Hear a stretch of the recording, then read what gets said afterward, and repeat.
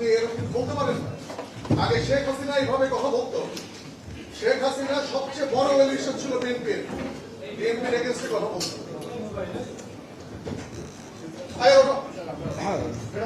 চাঁদাবাজদের বিরুদ্ধে সবসময় আমাদের কথা বলতে হবে। যারা চাঁদাবাজ, যারা মামলাবাজ, আমাকে একটু কথা বলতে আমাকে একটু কথা বলতে। বিশেষ করে এটা তো স্বাধীনতা হইল না। আমরা তো আপনাদের কাছ থেকে স্বাধীনতা, আমি তো শিষ্টাচার প্রত্যাশা করি। আমরা একজন কথা বললে কথা বলতে পারেন না, একজন কথা বললে আমরা এটা জানি না মানে এটা মিনিমাম যদি আপনার আমরা তো জানি না এই ফোরামে কথা বলা একজন কথা বললে আরেকজন কথা বলতে হয় না। এই ভদ্রতাটা আপনার বলাই যাবে না এখানে। এই ভদ্রতাটা এখানে আমরা জানতাম না, আমাদের করা হবে।